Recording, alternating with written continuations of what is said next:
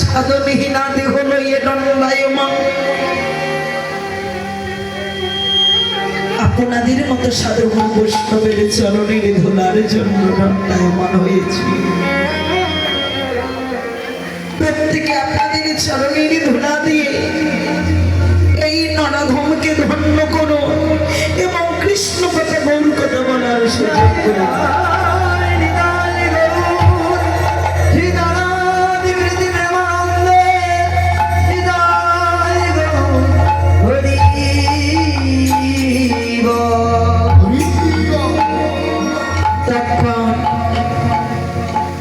অনেক ধন্যবাদ। আজ আমার ছোট্ট ভাই সানবেলেজ করছে। আসলে কীর্তনী দিন কীর্তন গাইতে অবদান অনেকটা ওদেরও আছে, তাই আমি আমাদের পক্ষ থেকে জানাই অসংখ্য ধন্যবাদ।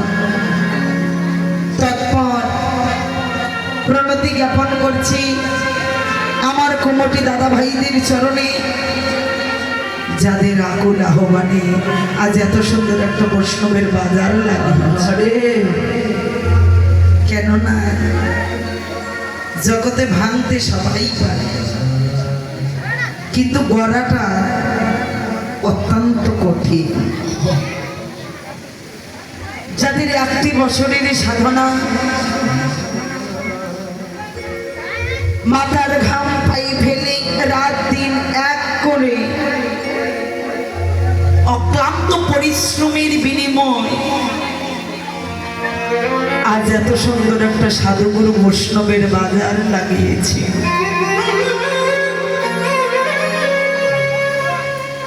পরম করুণাময়ের কাছে প্রার্থনা জানাই, প্রভু তুমি ভক্তের ডাক গ্রহণ করো এবং তোমার ভক্তদেরকে এই জগতে যতদিন বেঁচে থাকবে সাধুগুরু বৈষ্ণবের চরণের সেবার সুযোগ করে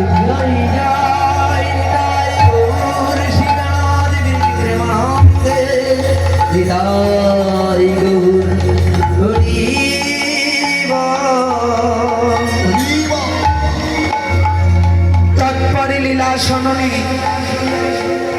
যে লীলা শরণে দণ্ডায়মান অনাদিরাদি পরমেশ্বর ভগবান শ্রীকৃষ্ণে শ্রী শ্রী উত্তর গোষ্ঠ বা গমন গোষ্ঠ লীলা। উত্তর গোষ্ঠ অর্থাৎ উত্তর গোষ্ঠ বা ফিরত গোষ্ঠ, উত্তর গোষ্ঠ বা ফিরত গোষ্ঠ। তাহলে উত্তর গোষ্ঠ কাকে বলে বা ফিরা গোষ্ঠই বা কাকে বলে? যেমন আমরা এসেছি, ফিরে তো যেতেই হবে, যাওয়া লাগবে না? অনেকজনের সকালে এসেছেন, সন্ধ্যা হতে না হতে বাড়ি ফিরে গেছে। আবার অনেকজনে রাত 12টা পর্যন্ত থাকবে, তারপর বাড়ি চলে যাবে। তার মানে গন্তব্যটা স্থান তো আমাদের আছে, তাহলে এসেছি ফিরে যেতে হবে।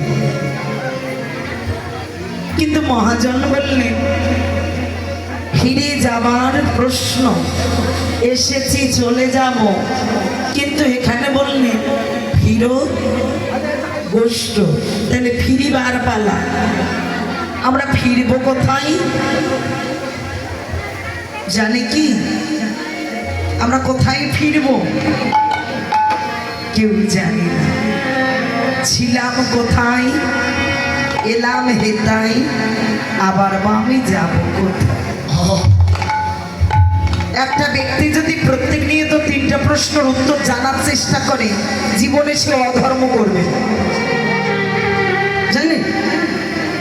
কিছু নয়, 3টা প্রশ্ন, যে আমি কোথায় ছিলাম, এখানে কি করে এলাম,